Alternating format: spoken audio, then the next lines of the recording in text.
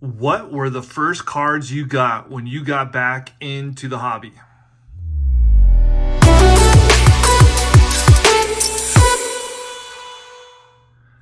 I was listening to the Sports Card Nonsense podcast, I guess about a week ago, and they had Bobby Bones on there. He is a very famous radio personality. And anyways, they asked him the question of what were the first cards he got when he got back into the hobby, and his answer was a little bit different. So his story is very similar to many of us. Collected early, got out of it, got back into it a few years ago. So anyways, he said the first cards that he got when he got back into the hobby was the 88 Donruss Mark Grace rated rookie, and then he said Jerome Walton, because he was a Cubs guy. So, and I just thought it was really interesting answer, just because the first cards I got were more of the traditional maybe type of cards you might think of. So I have a few cards to share. We're starting off obviously with the 84 Donruss Mattingly. And when I got back into the hobby, probably around 2017 or so, this was one of the first ones I was on the search for.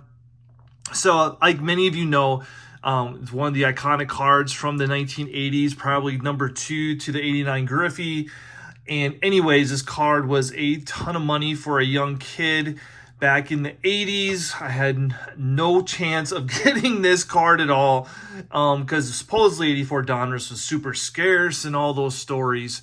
So anyways, when I got back into the hobby, finding this card was number uno for me, and I think I got it for about $5 to $10, something like that.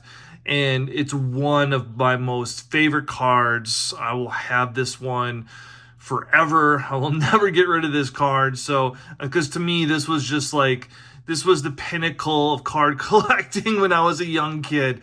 And so finding the 84 Donruss card, I was super happy when I finally got this one in my hands.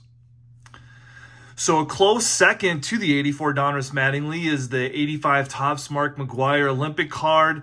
Once again, this card was just as expensive, if not more, than the 84 Donruss. 85 Topps, once again, was kind of hard to get when I started getting into collecting around 1987, 88. And by that time, his cards had really just gone, were taken off like a rocket ship. And so, once again, got back in the hobby to get a quick search to find this card. And once again, picked this up really cheap. You can tell I didn't know really much about graded cards at the time, because OC means a little off center, and it's really not an 8. This probably grades like a 6 or something now, but I don't care. It's the 80 or 85 Topps McGwire Olympic card, just a super iconic card, and just absolutely love this card. And number 3, and actually a few cards, is the iconic 89 Ripken Air card. And so now I was heavy into the hobby at this time, big time collecting, buying a bunch of 89 Fleer, and I never pulled a Ripken. So, but if you know anything about that time, those packs were very easy to get into, and dealers, I'm sure, or whomever, I shouldn't just assume it was dealers or card shops, were opening packs and resealing packs and all that fun stuff, because I never pulled it. I even bought a box of 89 Fleer about 2 years ago. I made some videos on the channel way back, and out of that whole box, I didn't pull a single Ripken either. So, yeah. So, anyways, bought all 3 of these for I think like $20 on eBay way back, and so obviously we have the wording on the bat knob there. If you know, you know. And then we have the black box variation. Kind of zoom in there. And then we have, now this one is like a black kind of scribble. There's like 5 or 6 different variations of this card. I should eventually go ahead and just get all of them. But yeah, so, as a kid, this is one of the cards that everyone wanted to have. Air cards were super big back during that time.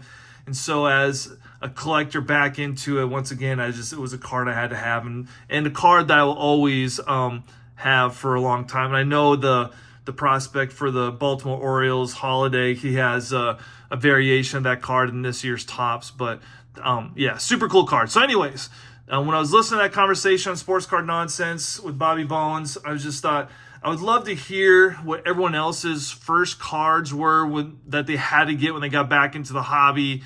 Mine are pretty, I guess, iconic type cards.